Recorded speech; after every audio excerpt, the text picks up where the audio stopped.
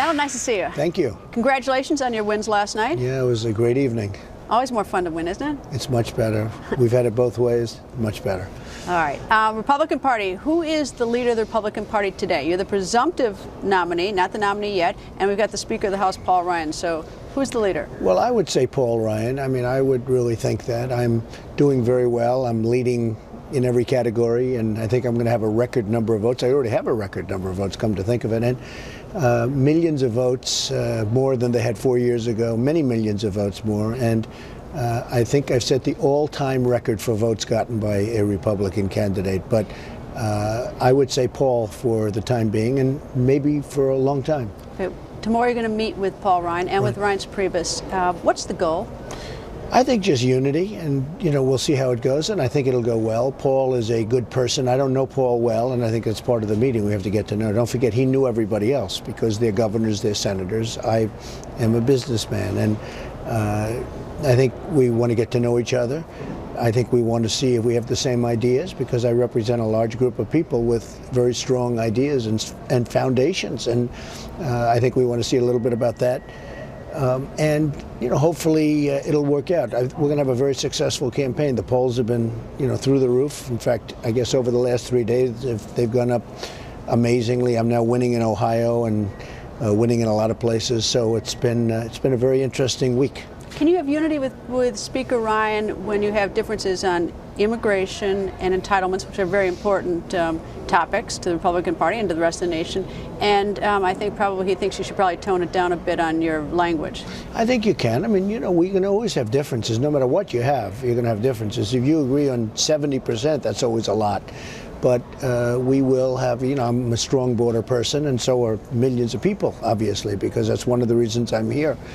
That's one of the reasons you're interviewing me instead of one of the people that you no longer can interview. It wouldn't make sense. So, yeah, I think you can, actually, Greta. I think you can. You mentioned those other people. Some of them signed the pledge and aren't going to endorse you, or said they haven't. Your thought on that? Well, they're dishonorable people. I mean, anybody that signs the pledge, I can think of Jeb Bush signed the pledge, and he's not going to honor it, so that's a dishonorable person. Now, I would imagine he will ultimately honor it because they wanted me to sign the pledge. Everybody wanted me. I was the big one that everybody wanted me to sign. Well, you held off. You remember with the raising of your hand and the whole thing, and so I end up signing the pledge, and then these people don't honor it. They don't honor it. I think that somebody like Lindsey Graham will end up signing the pledge, because I actually think he's an honorable person, and I think he will sign the pledge. I think that Jeb, I don't know what he's going to do. Going back to immigration and Speaker Ryan, I heard today that you had at least discussed a possible immigration commission. Is that right? I'm looking at it very strongly with Rudy Giuliani heading it. Has he said he would? I've spoken to him a little while ago. We're going to put together a group of probably 5 or 6 people, very, very highly thought of people, and I think Rudy will head it up. And we'll look at the Muslim ban, or temporary ban as we call it, and we'll look at some other things on immigration, and I have a lot of confidence in Rudy Giuliani. Have you decided whether you're back off on the ban? And I realize there's a ban, it was a temporary ban, but with an unlimited, that temporary period could go on forever the way No, it was never meant to be. I mean, that's why it was temporary. Sure, I'd back off on it. I'd like to back off as soon as possible because, frankly, I would like to see something happen, but we have to be vigilant.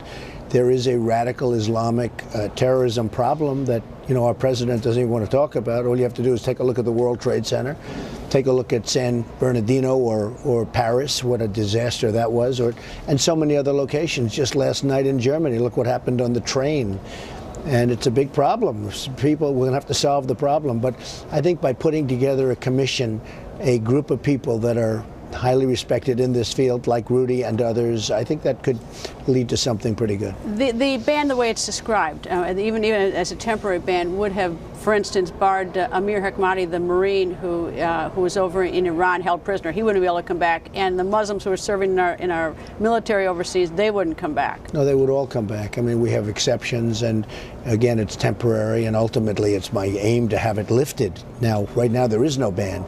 But I would like to see, there has to be an idea, there has to be something, because there are some pretty bad things going on. And I have Muslim friends, great Muslim friends, who are telling me, you are so right, there's something going on that we have to get to the bottom of it. So we'll see what happens. But I think by putting 5, 6, or 7 people together that really they have an expertise in the field. I think that would be good. And Rudy's a smart guy. He's a tough guy.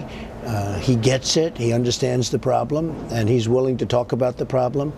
And he will head it up, and he's agreed to do so. All right, I don't want to beat a dead horse, but so it's a ban on Muslims with exceptions, and that would be temporary. Always you have to have exceptions. Okay, well, the way that everybody read it was across the table. No, that you'd have exceptions, and ideally you won't have a ban very long. I mean, we just have to find out what's happening. I mean, you take a look at what's happening. I'm not just talking here. I'm talking about all over the world. You look at Germany. It's a mess. You look at Sweden, where they have a section that they just started. It's a total mess. I mean, something has to happen. I guess it's the constitutional implication that certainly is why I'm pressing you on we'll this. take a look. I mean, I am, as far as the Syrians coming in, thousands and thousands of Syrians coming in from the migration. We have to build a safe zone. We have to do something. I'll get, frankly, the Gulf states to put up money, and they'll be willing to put it up. I guarantee you they'll put it up, because they haven't put up much right now. And I don't want to spend the money on it because our country doesn't have any money. We're $19 trillion in the hole.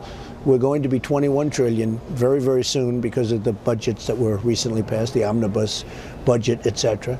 And we're really a nation that doesn't have the money. We have to pay off debt, not create more debt. So we will get a safe zone someplace in Syria, or numerous safe zones, and we'll build, and we'll use other people's money, meaning other countries' money, the Gulf states in particular, and we'll do something very good. But I am absolutely against having more people flowing into this country.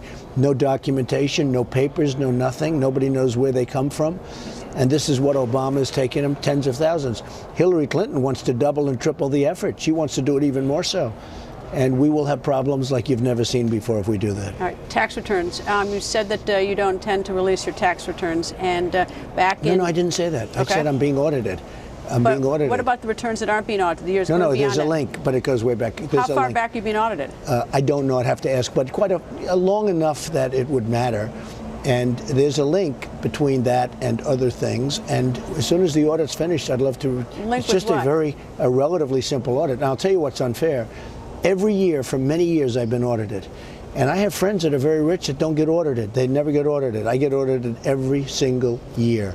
And I think it's actually very unfair. Do you think it's deliberate, intentionally being similar? I don't know, but I know this. I have friends that are very wealthy people. I say, how often do you get audited? They didn't even know what I meant.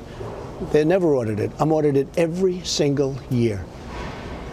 And I think it's very unfair. If your audit goes back 7 years, would you release the 8th year back? Would you be willing to do that? Well, number one, it would be meaningless. I'd have to find out how far back it goes. But number one, when you go back 8 years, it gets to be. I know, but people are suspicious. But people are suspicious that you're not releasing because in January of 2012, you said to me that Mitt Romney was making a big mistake by not releasing his. So naturally, that's become a flashpoint. No, but he wasn't under audit. I'm under audit. No lawyer would say release it when you're under audit.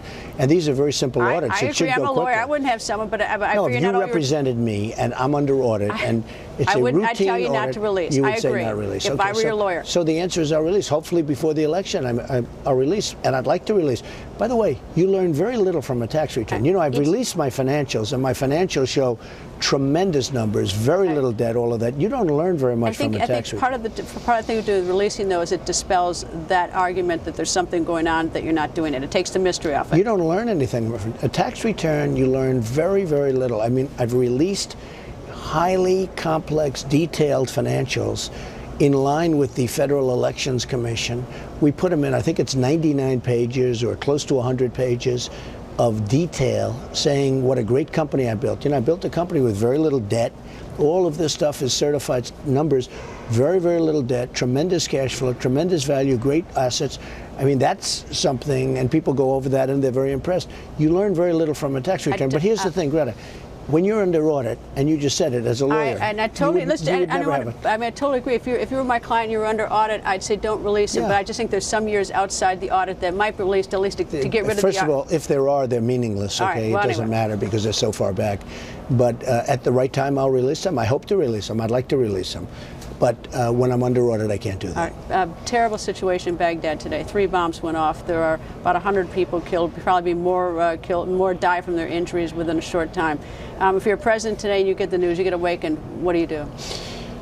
Well, look, the war in Iraq is a disaster. I was against it from the beginning. We should have never been there. I always have to preface it by saying that was bad judgment. There. I mean, we Hillary had 5,000 Clinton had troops bad there. judgment. She raised her hand. Bad judgment on email. She's got bad judgment on everything.